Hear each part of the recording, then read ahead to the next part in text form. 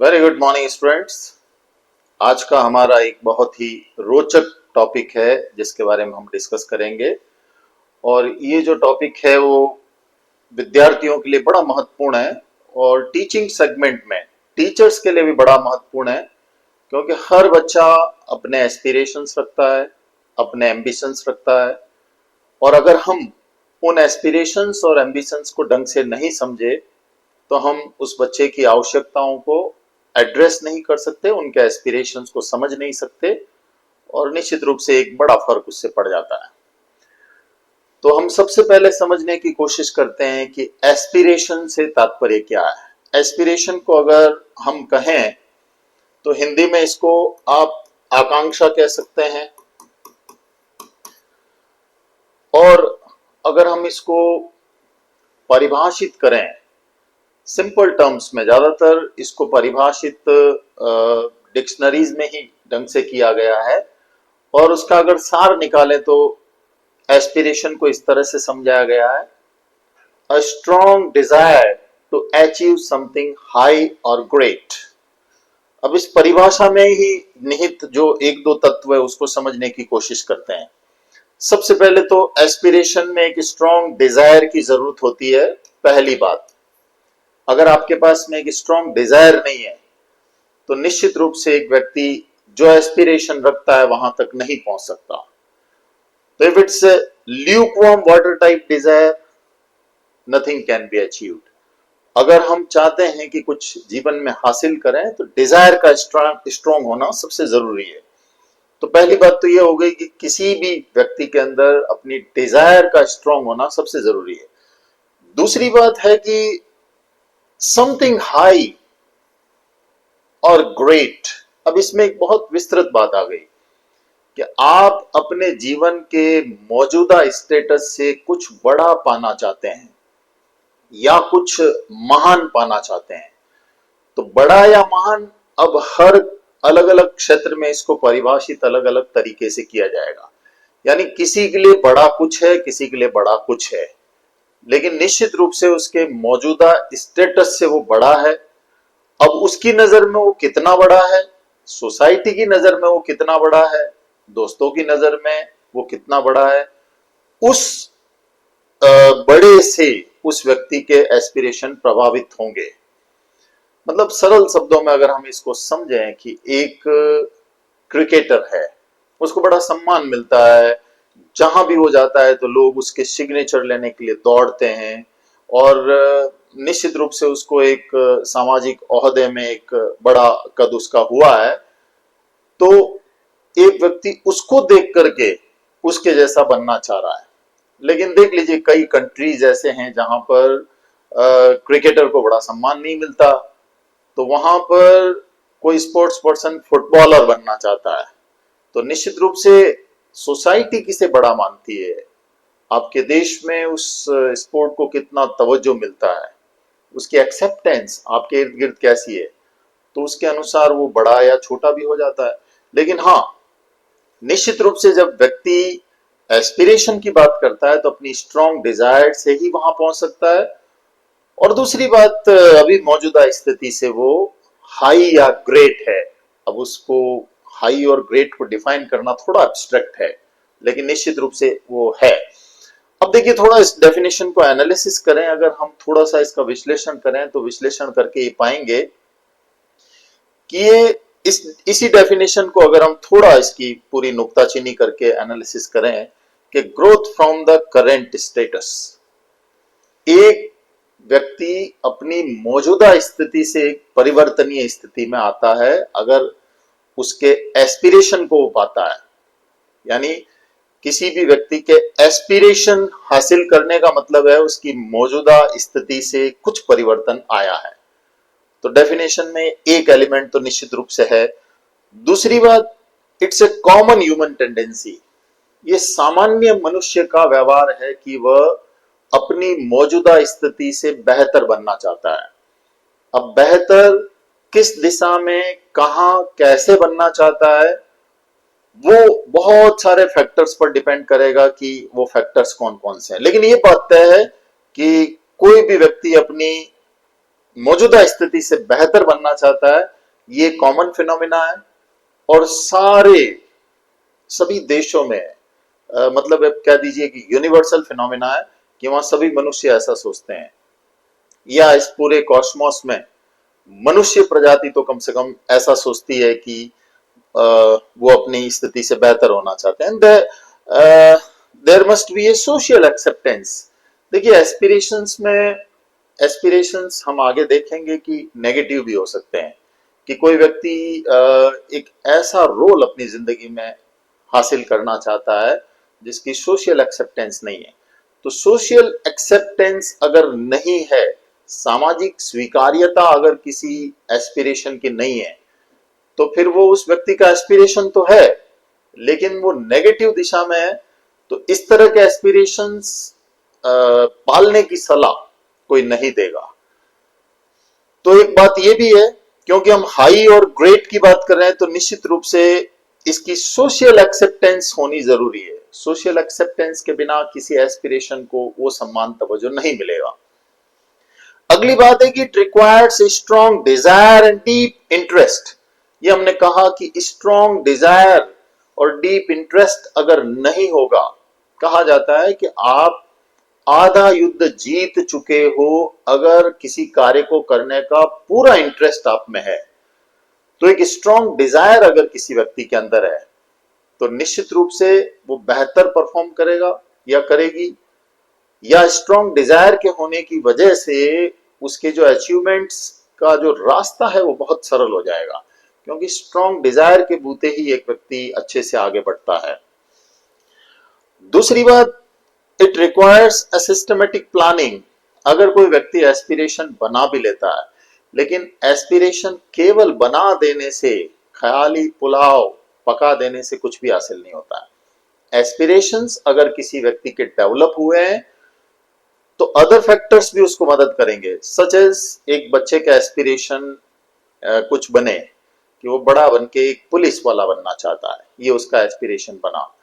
तो अब एस्पिरेशन बच्चे का बन गया तो निश्चित रूप से उसके ऊपर बहुत सारे सपोर्टिंग फैक्टर, सबसे पहले तो ये बच्चे का एक रियलिस्टिक एस्पिरेशन है, ये जो एस्पिरेशन है वो एक प्राप्य यानी प्राप्त करने योग्य है, इस बच्चे के लिए हितकारी है, सोशल एक्सेप्टेंस उसकी है।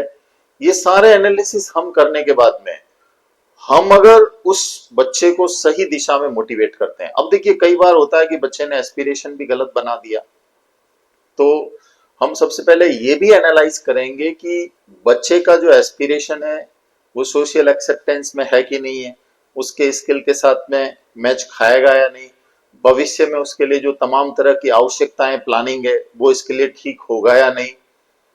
और कई बार इन सब चीजों को देख करके हम उस बच्चे को सलाह देते हैं, लेकिन ये ध्यान रहे कि एक बच्चे की मूलभूत क्षमताओं के अनुसार ही उसको बढ़ने दीजिए।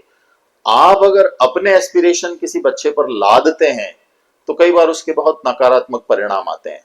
जैसे आप देखते हैं कई बार हम बच्चों को डॉक्टर बनाना चाहते हैं, इंजीनियर बनाना चाहते हैं, लेकिन कई बच्चों में अद्भुत क्षमताएं होती है कि वो डॉक्टर इंजीनियर नहीं, उनसे भी महान बन करके दिखा देते हैं। ऐसे में हमारी भूमिका बड़ी महत्वपूर्ण हो जाती है कि बच्चे ने जो एस्पिरेशन पाले हैं उन एस्पिरेशंस के अकॉर्डिंग किस प्रकार की सिस्टमेटिक प्लानिंग से अब उसको वो अचीव कर सकता है। तो other factors being the teacher, other factors being the school, other factors being the family, the friends, and lot many other factors such as good books, तो वो उसके एस्पिरेशंस को पाने में मदद करेंगे। लेकिन इन सब चीजों की एक सिस्टमेटिक प्लानिंग अगर नहीं होगी, सिस्टमेटिक प्लानिंग के बगैर एक बच्चे के एस्पिरेशंस भटक सकते हैं, गलत दिशा में जा सकते हैं, या एक पॉइंट पे जाके वो खत्म भी हो सकते हैं। तो एस्पिरेशंस को एक सिस्टमेटिक प्लानिंग से अचीव किया जाता है। तो ये सारे इसके एनालिसिस के फैक्टर हो गए। अब इन सबको मिला के एक अपनी परिभाषा आप स्वयं बना सकते हैं, लेकिन एसेंस इस परिभाषा का यह है कि एक स्ट्रॉन्ग डिजायर है जिसमें आप कुछ हाई या ग्रेट अचीव करते हैं। चलिए आगे बढ़ते हैं। इस परिभाषा को समझने के बाद थोड़ा सा एक कंफ्यूजन हमारे दिमाग में आता है कि एस्पिरेशंस और एम्बिशंस ये दो बड़े सिमिलर से दिखने वाले शब्द हैं, जिसमें हम कहते हैं आकांक्षा और एक शब्द आता है महत्वाकांक्षा। तो महत्वाकांक्षा और आकांक्षा, महत्वाकांक्षा हम शब्द एम्बिशंस के लिए काम में लेते हैं और एस्पिरेशंस के लिए आकांक्षा। जरा सा डिफरेंस है, एक बारीक सी ड्रा लाइन दोनों के बीच में बनी हुई है। कई बार हम इन दोनों को एक दूसरे के साथ रिप्लेस कर देते हैं, लेकिन जब दो शब्द कहीं भी बनते हैं तो मान के चलिए एक जरा सा अंतर उनके बीच में है। तो थोड़ा सा हम समझने की कोशिश करते हैं कि एम्बिशन और एस्पिरेशन के बीच में अंतर क्या है। यहाँ ये रेलेवेंट इसलिए हो जाता है कि इन दोनों को समानार्थी के रूप में कई बार हम काम में ले लेते हैं, लेकिन थोड़ा सा अंतर है। जैसे अगर हम मोटिवेशन के लिहाज से देखें तो मोटिवेशन के लिहाज से जरा सा अंतर यह है कि जब व्यक्ति के एम्बिशंस, देखो एम्बिशंस भी एक व्यक्ति को सफलता की तरफ ले जाते हैं, या उसकी जो कोई स्ट्रॉन्ग डिजायर होगी तभी व्यक्ति किसी एम्बिशन को पाएगा और उसके स्टेटस को हाई करेगा या कुछ ग्रेट पाएगा। तो महत्वाकांक्षा में भी वो पाता है और एस्पिरेशन में भी वो अपनी मौजूदा स्थिति से एक अलग स्थिति पाता है, ये बात तो तय है। लेकिन फिर भी दोनों अलग है। तो अंतर यह है कि जब एम्बिशन के मामले में व्यक्ति का जो मोटिवेशन है वो कमोबेश, मैं कमोबेश शब्द काम में इसलिए ले रहा हूं कि ये बहुत गहरी रिसर्च करके आप इसके निर्णय को ले सकते हैं, लेकिन कमोबेश ये पाया जाता है कि ये मोटिवेशन सोसाइटी ड्राइवन होता है। सोसाइटी का मतलब एक सोसाइटी कई बार कुछ ऐसे मानदंड रखती है या किसी प्रकार के अचीवमेंट को एक सोसाइटी एंडोर्स करती है, या एक सोसाइटी किसी प्रकार के अचीवमेंट की बहुत तारीफ करती है। तो सोसाइटी उसको बार बार इतनी तवज्जो दे रही है, उसकी तारीफ कर रही है, उसको एंडोर्स कर रही है, उसमें जबरदस्त एक्सेप्टेंस है, तो फिर वो कहीं न कहीं व्यक्ति उसको अपना एम्बिशन बोलने लगता है। जबकि एस्पिरेशंस जो होते हैं, यहां पे भी मैं शब्द काम में ले रहा हूं, मोर और लेस, कम या ज्यादा, ये पर्सनली ड्राइवन होता है। यानी एक व्यक्ति खुद से प्रेरित होकर के भीतर से इंट्रिंसिक उसकी डिजायर होती है कि मैं कुछ ऐसा हासिल करूं जिससे मेरा सेल्फ एक्चुअलाइजेशन, मेरी खुद की संतुष्टि, आत्मतुष्टि, और खुद में वो ज्यादा खुशी ढूंढेगा। हालांकि सोसाइटी भी उससे खुश होगी तो उस खुशी से उसको भी खुशी मिलेगी, ये बात भी इसके अंदर शामिल है। लेकिन फिर भी ये पर्सनली ड्राइवन ज्यादा लगता है और ये सोसाइटी ड्राइवन ज्यादा लगता है।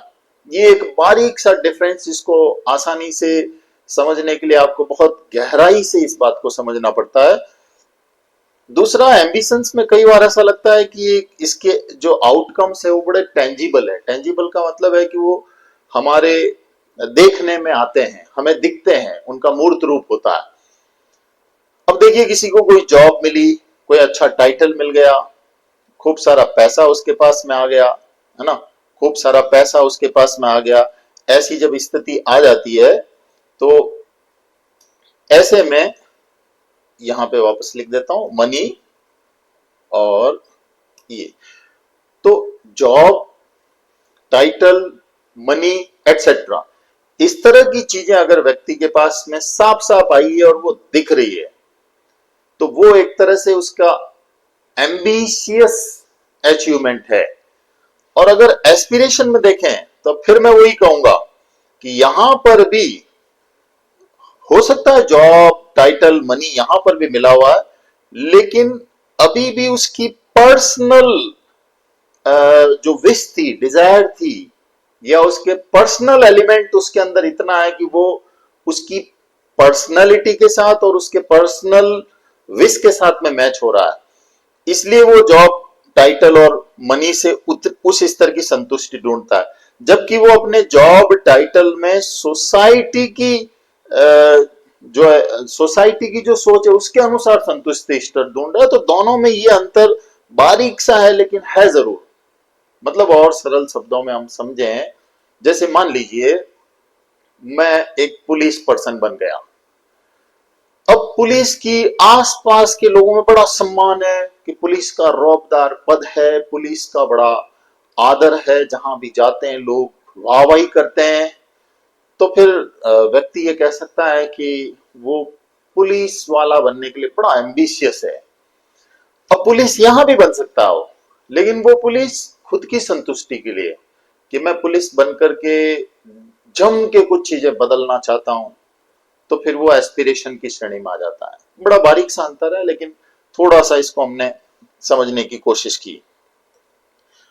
अब देखिए पॉजिटिव एंड नेगेटिव एस्पिरेशंस, इनको थोड़ा समझने की कोशिश करते हैं कि व्यक्ति के जो एस्पिरेशंस होते हैं जनरली, मोटे तौर पर एस्पिरेशंस जो होते हैं वो पॉजिटिव ही होते हैं। हम जब एस्पिरेशंस की बात करते हैं तो एस्पिरेशंस जनरली यानी सामान्यतया एस्पिरेशंस जो होते हैं वो पॉजिटिव ही होते हैं, क्योंकि व्यक्ति के एस्पिरेशंस पॉजिटिव होंगे तभी वो अपने मौजूदा स्थिति से महान या ऊपर जाएगा। अगर वो पॉजिटिव दिशा में नहीं होंगे तो फिर वो उसको एप्रिसिएशन नहीं मिलेगा। लेकिन नेगेटिव एस्पिरेशंस और पॉजिटिव एस्पिरेशंस में बेसिकली अंतर क्या है, तो सबसे पहले तो हम पॉजिटिव को ही समझते हैं। पॉजिटिव एस्पिरेशंस का मतलब है कि एक व्यक्ति अपनी आज की जो मौजूदा स्थिति है उस मौजूदा स्थिति से कुछ बेहतर पाता है। और ये जो एस्पिरेशंस है ये इमीडिएट भी होते हैं और रिमोट भी होते हैं। मतलब इनको आप दो कैटेगरी में बांट सकते हैं कि इमीडिएट और एक होते हैं रिमोट। इमीडिएट का मतलब तो एक ऐसा एस्पिरेशन 2 महीने बाद में आप जो चाहते थे वो मिल गया, you aspired something and ultimately you got something. ये आपका एक इमीडिएट एस्पिरेशन है। आप गए कौन बनेगा करोड़पति के अंदर, आप जीतना चाहते थे 1 करोड़ रुपए 2 करोड़ रुपए, यह आपका एक एस्पिरेशन था और इमीडिएटली पता चला कि इस हफ्ते भर बाद में तो आपको मिल भी गया, तो ये आपका एक इमीडिएट एस्पिरेशन है। ऐसे मिलते जुलते एस्पिरेशंस बहुत सारे किसी व्यक्ति के हो सकते हैं। भाई किसी व्यक्ति का always aspired that he must have a good house, उसको एक घर मिलना चाहिए, और एकाएक कहीं से पैसे आए और उसको मिल गया, तो ये उसका इमीडिएट एस्पिरेशन पूरा हो गया, है ना। रिमोट का मतलब है कि कुछ एस्पिरेशंस ऐसे होते हैं दे ऑलवेज टेक टाइम, समय लेते हैं और समय के साथ धीरे धीरे प्रयास करके एक अंत में जाकर के उस चीज को पाते हैं। तो ये रिमोट एस्पिरेशंस है कि एक व्यक्ति लंबे समय तक प्रयास कर करके अंत तो गत्वा, जैसे कोई व्यक्ति सोचता है कि मैं एक स्पिरिचुअल पर्सन बनना चाहता हूं जहां पर मैं खुद को बेहतर समझ सकूं, अपने मस्तिष्क को समझ सकूं, दुनिया क्या है उसको समझ सकूं, तो एकाएक तो ऐसा होना मुश्किल है, क्योंकि उसके लिए एक लंबी प्रक्रिया है। जहां भी रिमोट एस्पिरेशंस जो होते हैं, जो दूर जिनका पाना बहुत दूर होता है, तो उसको उस प्रक्रिया से गुजरना पड़ता है। तो remote aspirations always take time. अब पॉजिटिव का शब्द का मतलब यह है कि आप मौजूदा स्थिति से बदल करके एक नई स्थिति में आ जाते हैं। जैसे फॉर एग्जांपल एक व्यक्ति अभी टीचर के दर्जे पर है, अभी मौजूदा स्थिति में उसका एस्पिरेशन है कि नहीं मैं अभी स्कूल से कॉलेज में पढ़ाना चाहता हूं, तो ये उसकी पॉजिटिव स्केल पे सोच है कि कॉलेज में संभवतः उसके पास में कुछ ऐसे स्किल्स हैं उनका सदुपयोग कर करके वो अपना बेहतर देना चाहता है, या उसको ये लगता है कि मेरे जो स्किल है वो अभी मौजूदा स्थिति के साथ में मैच नहीं खाते हैं, या उसको लगता है कि मैं इससे बेहतर दूसरी पोजीशन में कर सकता हूं, तो वहां पर वो जाना चाहता है। तो ये आप मान लीजिए कि वो उसका एक पॉजिटिव एस्पिरेशन है, जहां पर वो तृतीय श्रेणी से द्वितीय श्रेणी में, द्वितीय से प्रथम में, प्रथम से आगे कॉलेज स्तर पर, कॉलेज स्तर में भी फिर जो एक हायरार्की होती है, प्रमोशन चैनल होते हैं, वहां पर जाकर के उच्चतम पदों को हासिल करना चाहता है। तो ये एक तरह का पॉजिटिव एस्पिरेशन है। और पॉजिटिव एस्पिरेशन हर फील्ड के अंदर होता है, हर व्यक्ति एस्पायर करता है। छोटे छोटे एस्पिरेशंस भी होते हैं कि एक व्यक्ति एक छोटी चीज से फिर बड़ी चीज, देखिए एस्पिरेशंस जो है कॉमनली भी काम में आने वाला शब्द है। जैसे एक बच्चे का एक एस्पिरेशन है कि उसके पास में मोबाइल हो, लेकिन जब उसको एक मोबाइल मिला तब उसका एस्पिरेशन है कि वो महंगा वाला जो आईफोन सीरीज के फोन हो वो हो। तो ये भी एक बच्चे का छोटा एस्पिरेशन है। एस्पिरेशन शब्द को डिक्शनरीज में बहुत स्पेसिफिक तरीके से नहीं लिखा है कि कुछ भी वो अपनी मौजूदा स्थिति से ऐसा पाना चाहता है जिससे वो मौजूदा स्थिति से अलग हो जाए। लेकिन हम सामान्यतया शिक्षा जगत में एस्पिरेशन शब्द को इस तरह से काम में लेते हैं कि वो उसके करियर या सामाजिक स्थिति को प्रभावित करने वाला एक तत्व है। तो हम एस्पिरेशन को इस तरह से काम में लेते हैं। तो मौजूदा स्थिति से निकल करके एक अलग ओहदा हासिल करना या सामाजिक स्टेटस हासिल कर लेना, जॉब टाइटल इत्यादि के संदर्भ में, तो हम एस्पिरेशन को ऐसे काम में लेते हैं। तो इमीडिएट भी होते हैं, रिमोट भी होते हैं। पॉजिटिव स्केल में हमेशा मौजूदा स्थिति से आगे बढ़। अब देखिए इसको नेगेटिव एस्पिरेशंस क्या होते हैं। नेगेटिव एस्पिरेशंस का मतलब है कि एक व्यक्ति अपनी जो उसकी मौजूदा स्थिति है उसको बदलने के लिए उसके अंदर कोई इच्छा शक्ति है ही नहीं, या उसको बदलने के लिए उसके अंदर किसी प्रकार की डिजायर, किसी प्रकार की विल पावर या किसी प्रकार का उसके अंदर आईक्यू या किसी प्रकार का उसके अंदर ईक्यू कुछ भी नहीं है। वह व्यक्ति न तो भीतर से मोटिवेटेड है, न बाहर से जो मोटिवेशन मिल रहा है उसका भी उसके ऊपर असर है। तो फिर वो व्यक्ति, नेगेटिव एस्पिरेशंस का मतलब है जहां है और जिस स्थिति में वो वैसी ही जिंदगी जीता चला जाता है। अब उसके इस तरह से जिंदगी जीने के कारण कुछ नकारात्मक प्रभाव उसके व्यक्तित्व पर पड़ते हैं और अपनी मौजूदा स्थिति से भी वो थोड़ा सा गिर जाता है। तो वो नेगेटिव एस्पिरेशंस व्यक्ति के हैं, मतलब वो आगे बढ़ने की दिशा में नहीं है। और कुछ नेगेटिव एस्पिरेशंस जो होते हैं वो डिलिबरेट भी हो सकते हैं। डिलिबरेट, देखिए एक तो होते हैं जो स्पॉन्टेनियसली नेगेटिव एस्पिरेशंस चलते हैं। स्पॉन्टेनियस ये कि एक व्यक्ति, स्पॉन्टेनियस का मतलब जो स्वयं जो घटित होते हैं, है ना, स्पॉन्टेनियस जो स्वयं घटित होते हैं। स्वयं घटित होने का मतलब जिंदगी में आप कुछ करोगे ही नहीं, करने की इच्छा ही नहीं है, तो है उससे नीचे गिर जाओगे, ये स्पॉन्टेनियसली होता है। और एक होता है डिलिबरेट। डिलिबरेट का मतलब है कि डिलिबरेटली, जानबूझ करके आप अपना एक नेगेटिव एस्पिरेशन बनाते हैं जिसकी सोशल एक्सेप्टेंस नहीं है। फॉर एग्जांपल, एक व्यक्ति अपने एस्पिरेशन ऐसे रखता है कि मैं एक अंडरवर्ल्ड का डॉन बन करके अपना साम्राज्य फैलाना चाहता हूं। तो एस्पिरेशन तो उसके भी है, लेकिन जब उसकी सोशल एक्सेप्टेंस नहीं है तो ये मान के चलिए कि उसकी स्वीकार्यता नहीं होने की वजह से उसको नेगेटिव एस्पिरेशंस की कैटेगरी में रखा जाएगा। और इस तरह के एस्पिरेशंस बच्चों में अगर पनप जाए तो निश्चित रूप से वो विध्वंसकारी हो जाते हैं। लेकिन आसपास के पीयर्स को, साथियों को जब वो इस तरह का करते देखते हैं तो नेगेटिव एस्पिरेशंस आ जाते हैं। अगर कोई व्यक्ति जंगल का डाकू ही बनना चाहता है कि मैं तो वीरप्पन जैसा बन करके कुछ ऐसा करूंगा, तो मैं ये समझता हूं कि ये नकारात्मक प्रभाव उसके ऊपर आसपास के वातावरण से, दोस्तों से, या और कई फैक्टर्स होते हैं जिनके कारण इन्फ्लुएंस होकर के उसके वो बने। तो ये पॉजिटिव और नेगेटिव दोनों तरह के एस्पिरेशंस होते हैं। अब हम दो कैटेगरीज की और होती है, रियलिस्टिक एस्पिरेशंस और अनरियलिस्टिक एस्पिरेशंस। रियलिस्टिक एस्पिरेशंस होना अच्छी बात है। अनरियलिस्टिक एस्पिरेशंस अगर किसी व्यक्ति के हैं तो वो ठीक बात नहीं है। रियलिस्टिक एस्पिरेशंस का मतलब है कि वो एस्पिरेशंस जो अटेनेबल है, मतलब वो एस्पिरेशंस जिनको आप पा सकते हैं, अटेनेबल है यानी प्राप्य है, उनको पाया जा सकता है, तो वो रियलिस्टिक है। और रियलिस्टिक का मतलब ये जो है वो आपकी कैपेबिलिटीज है, आपकी जो क्षमताएं हैं, योग्यताएं हैं, उनके साथ में मैच करते हैं। कैपेबिलिटीज के साथ में ये मैच करते हैं, तो ये रियलिस्टिक है। अब देखिए कोई व्यक्ति ये एस्पिरेशन रखता है कि मैं पायलट बनना चाहता हूं।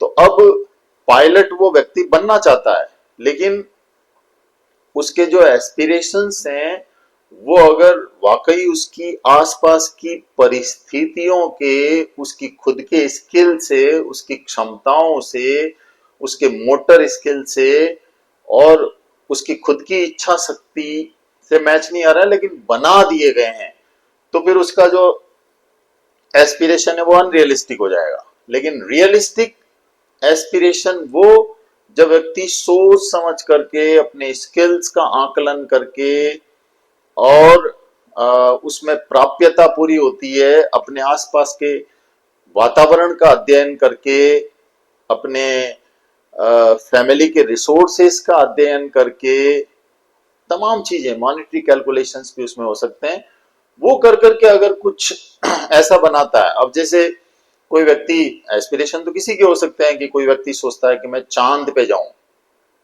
सपना कोई भी हो सकता है और कोई भी सपना प्राप्य है, ऐसा नहीं है कि वो प्राप्त नहीं किया जा सकता, लेकिन एक कॉमन आदमी के लिए वो प्राप्य नहीं है। अब एक आर्ट्स का व्यक्ति ये सोचे मैं चांद पे जाऊं, तो बहुत सारे साइंटिफिक एक्सपेरिमेंट्स, बहुत सारे बटन्स, बहुत सारी टेक्नोलॉजी इन्वॉल्व होती है, तो उसके लिए तो उस जीवन में वो एक अनरियलिस्टिक एस्पिरेशंस है, क्योंकि उसको पाने के लिए एक बहुत बड़ी प्रक्रिया से 2-3 दशकों के अभ्यास में और उसमें आपको गुजरना पड़ता है। तो चंद्रमा पर जाना एक अनरियलिस्टिक एस्पिरेशन उस व्यक्ति के लिए है जिसके पास में तमाम तरह के वो मैचिंग वाले सारे गुण नहीं है, स्किल्स नहीं है। और एक व्यक्ति है कि मैं एक शानदार क्रिकेटर बनना चाहता हूं, तो ये रियलिस्टिक उसके लिए हो सकता है जिसके पास में एक स्वस्थ शरीर है, समय भी है, फैमिली सपोर्ट भी है, स्कूल सपोर्ट भी है, तमाम तरह को, तो ये हम उसको रियलिस्टिक के कैटेगरी में मापते हैं। हाँ, वो अनरियलिस्टिक तब हो सकता है कि जब शरीर से कोई विकार है या अन्य प्रकार की समस्या है, रोग है, और उसके लिए बाधक बनेगा, तो फिर वो उसके लिए अनरियलिस्टिक हो गया। तो ये सारी चीजें इसको रियलिस्टिक और अनरियलिस्टिक बनाती है। आप अपने एस्पिरेशंस में अगर तमाम ऐसी चीजें देखें जो प्राप्त करने लायक है, जिनको आप आसानी से प्राप्त कर सकते हैं, ये सब कुछ आपके बस में है, ये कोई ऐसी चीज नहीं है जिसको आप हासिल नहीं कर सकते, वो आपकी मोटर स्किल से संबंधित है, वो यूं देखें तो रिसोर्सेस से भी मैच खाता है, फैमिली सपोर्ट भी है, एजुकेशनल इंस्टीट्यूशन में उसका एक बैकग्राउंड आपका बना हुआ है। तो इन तमाम चीजों को देखें तो हम ये कह सकते हैं कि एस्पिरेशंस जो है वो रियलिस्टिक है, लेकिन वो अनरियलिस्टिक तब हो जाएंगे जब उसके मोटर स्किल्स और तमाम चीजों से वो मैच नहीं होते हैं, तो फिर वो अनरियलिस्टिक हो जाएंगे। तो इस प्रकार से हम लोग एस्पिरेशंस को देखते हैं। अब ये रियलिस्टिक और अनरियलिस्टिक हो गए। अब इसके बाद में हम देखते हैं कि ऐसे कौन से फैक्टर्स हैं जो कि एस्पिरेशंस को इन्फ्लुएंस करते हैं, ऐसे कौन से फैक्टर्स हैं जो एस्पिरेशंस को प्रभावित करते हैं, उनको इन्फ्लुएंस करते हैं। तो देखिए, एक सबसे पहला फैक्टर है फैमिली। आपके फैमिली में जो सारे लोग हैं वो क्या सोचते हैं, उनके मन में क्या है बच्चे के कैरियर को लेकर, या पहले से फैमिली में कौन कौन से वो जो लोग हैं जो क्या क्या बन चुके हैं और उनकी सक्सेस स्टोरी किस तरह की है, बनने के लिए उन्होंने क्या क्या प्रयास किया, फैमिली में कितना सपोर्ट मिला, कितनी तारीफ मिली। और फैमिली में अगर ये बातें चलती रहती है तो बच्चे के मन मस्तिष्क में भी वो बातें घूमेगी, वो वैसा करना चाहेगा। जैसे कई ऐसी फैमिलीज होती हैं जहां पे लोग डिफेंस में, नेवी में, आर्मी में जाना चाहते हैं, तो एक वो चेन सी बन जाती है, क्योंकि परिवार में उन चीजों को सराहना मिलती है और उस एडमिरेशन से बच्चे को एक मोटिवेशन मिलता है। तो फैमिली में बहुत सारे फैक्टर्स होते हैं, मदर फादर उनका इंस्पिरेशन, ग्रैंडफादर उनका इंस्पिरेशन, बड़े भाई का इंस्पिरेशन, ये तमाम चीजें जब बच्चा वहां देखता है और लगातार उसके बारे में बातें होती है, और पहले से ही उस किसी जॉब को लेकर, किसी टाइटल को लेकर, किसी अचीवमेंट को लेकर, किसी बिजनेस में सफलता को लेकर वहां बातचीत चलती रहती है, तो वहां से बच्चा मोटिवेट होता है। तो फैमिली भी एक फैक्टर इंपॉर्टेंट है। दूसरा, एजुकेशनल इंस्टीट्यूट्स भी बड़े इंपॉर्टेंट होते हैं, क्योंकि एजुकेशनल इंस्टीट्यूशंस में जो को-करिकुलर गतिविधियां होती है, टीचर्स का वहां पर इन्फ्लुएंस होता है, वहां कौन कौन से सब्जेक्ट्स चलते हैं, वहां के टीचर्स किन बातों को गहराई से समझाते हैं, वहां के स्पोर्ट्स का क्या वहां पे माहौल है, और इसके अलावा वहां की लाइब्रेरी में किन किन तरह की किताबें हैं, वहां कैरियर ओरिएंटेशन के लिए, कैरियर गाइडेंस के लिए टीचर से क्या सपोर्ट मिलता है, वो तमाम चीजें एजुकेशनल इंस्टीट्यूट्स में जो घटित होती है, उससे भी बच्चे के एस्पिरेशंस बनते हैं। और फिर वहां स्कूल के अंदर साथी पढ़ने वाले कौन से हैं, वो कहाँ जाना चाहते हैं, क्या बनना चाहते हैं, उनके पेरेंट्स उन बच्चों को क्या बनाना चाहते हैं। स्कूल के अंदर जैसे एनएसएस है, एनसीसी की, स्काउट की गतिविधियां हैं, वो भी उस बच्चे के ऊपर प्रभाव डालती है। कई तरह की को करिकुलर गतिविधियां होती है कि मान लीजिए स्कूल के अंदर घुड़सवारी सिखाई, तो बच्चा एक इस तरह की चीज में जा सकता है कि मैं अंतर्राष्ट्रीय स्तर पर घुड़सवारी करके कुछ नाम कमाना चाहता हूँ। शूटिंग अगर वहाँ होती है तो मैं अंतर्राष्ट्रीय स्तर पे शूटिंग करके चैंपियन बनना चाहता हूँ, या ऐसी कुछ डिबेट कंपटीशन जैसी चीजें होती है, या हम इस तरह के वहां पर आयोजन करते हैं जहां पर वो लीडरशिप अपनी डेवलप करता है। तो हो सकता है उसमें कक्षाओं में मॉनिटर बनना, बड़े ग्रुप को हैंडल करने के लिए कहना, तो ऐसे बच्चे पॉलिटिशियंस भी बनते हैं। तो एजुकेशनल इंस्टीट्यूशन का बड़ा इंपॉर्टेंट रोल होता है। कुछ इम्पैक्टफुल इवेंट जीवन में हो जाती है, उनसे भी एस्पिरेशंस बदल जाते हैं। इम्पैक्टफुल इवेंट का मतलब जीवन में कभी कुछ ऐसा घटित हो जाता है तो व्यक्ति ये सोचता है कि अब मैं अपने जीवन में कुछ बड़ा करके रहूंगा, ऐसा हासिल करके रहूंगा। तो ये इम्पैक्टफुल इवेंट कई तरह की हो सकती है। अब जैसे देखिए इम्पैक्टफुल इवेंट में कि हम पुरानी फिल्मों में देखते थे कि एक जमींदार आता है और वो किसान को बहुत परेशान करता है, तो बच्चा इन सब चीजों को देख के एक दिन एक बड़ा ऑफिसर बन के उनसे बदला लेने की सोचता है। तो ऐसा होता है। इम्पैक्टफुल इवेंट में हम ये भी देखते हैं कि किसी एक मूवी को उसने देखा और बैठे बैठे ही उसके मन में उस मूवी जैसा किरदार बनने का भाव आया, तो ये भी एक इम्पैक्टफुल इवेंट है। या फिर किसी स्टेडियम में वो बैठा है और खिलाड़ियों को जिस तरह से लोग सफलता के बाद में घेर लेते हैं, तो उसको देखकर भी उसके मन में, ये भी एक इम्पैक्टफुल इवेंट लाइफ में होती है। तो ये भी एक फैक्टर है, इम्पैक्टफुल इवेंट। तो वापस लिख देता हूं, इम्पैक्टफुल इवेंट। और जेंडर, जेंडर का मतलब है कि आप किस जेंडर से ताल्लुकात रखते हैं। आप मेल है या फीमेल है, तो आपके एस्पिरेशंस भी बदलेंगे। अब जैसे मेल है तो मेल जनरली उस तरह के काम जो कि उनकी क्षमताओं से या आसपास का जो पीर प्रेशर है, फैमिली के एस्पिरेशन से, उससे मैच खाती हुई जॉब ढूंढेंगे। अब एक महिला है कि ट्रेन की ड्राइवर वो बनना नहीं चाहती, क्योंकि बहुत सारे चैलेंजेस है, चुनौतियां हैं, तो वो ऐसे एस्पिरेशन पालती ही नहीं है कि ट्रेन का ड्राइवर, बस का कंडक्टर या बस का ड्राइवर। जॉब्स में तो इक्वल अपॉर्चुनिटीज है देश में सब जगह। जैसे माइनिंग इंजीनियर्स है, बहुत बड़ी चुनौतियां होती है, जमीन के बहुत भीतर जाकर के माइनिंग करना। लड़कियां उस काम को नहीं कर पाती, या करना चाहती है तो सोसाइटी उसके लिए बाधक बनती है, उनके लिए बहुत सारी चुनौतियां पेश हो जाती है। तो ऐसी स्थिति में हम कह सकते हैं कि जेंडर भी एक ऐसा फैक्टर है। जेंडर के जो इश्यूज हैं वो व्यक्ति के एस्पिरेशंस को ऐसा या वैसा डाल देते हैं। फिर इन्फ्लुएंस ऑफ अदर पर्संस। देखिए influence of friends and other persons, friends and other persons. आपके दोस्त आपके ऊपर एक जीवन में बहुत बड़ा असर डालते हैं। अगर आपके दोस्त किसी एक प्रकार से सोचते हैं और मेहनत से उसमें जुट भी गए और धीरे धीरे उनको वाहवाही मिलने भी लगती है, तो आप ऐसे बन जाते हैं। तो ज्यादातर बच्चों के ऊपर दोस्तों का बड़ा असर होता है। तो हमें ये भी समझने की जरूरत है स्कूली शिक्षा में कि किसी एक दोस्त का असर किसी एक बच्चे पे हो रहा है, तो कहीं ऐसा तो ना है कि असर तो उसके ऊपर हो गया लेकिन उसकी दूसरी काबिलियत उसके साथ मैच नहीं हो रही है, फैमिली से वैसा सपोर्ट उसको फ्यूचर में मिलेगा नहीं, या उसके मोटर स्किल्स उसके दोस्त के स्किल्स जैसे नहीं है। कई ऐसे फैक्टर है कि दोनों मैच नहीं होते हैं। तो वहां पर हमारे गाइडेंस काउंसलिंग की जरूरत होती है कि उस बच्चे को हम गाइड करें कि तुम किसी और चीज के लिए बने हो, या अगर दोस्त जैसा वो बन सकता है और तमाम चीजें मैच है और वैसी स्ट्रॉन्ग विल पावर भी उसकी है, तो हम उसको मोटिवेट उसी दिशा में जाने के लिए कर सकते हैं। लेकिन अदर पर्सन्स, दूसरे लोगों का एक बड़ा रोल होता है।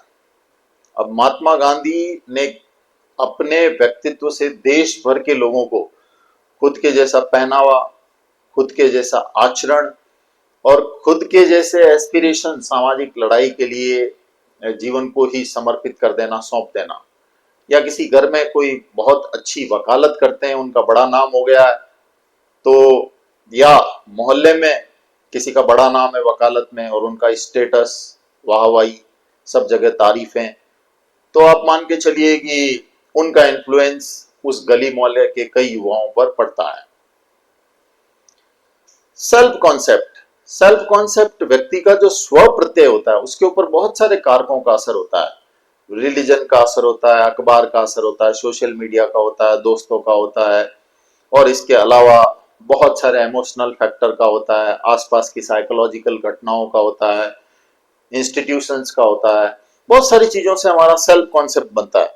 तो सेल्फ कॉन्सेप्ट अगर आपने एक बार निर्मित कर लिया, तब आपका एस्पिरेशन भी उस सेल्फ कॉन्सेप्ट के इर्द गिर्द ही घूमेगा, उससे बियॉन्ड नहीं घूम सकता।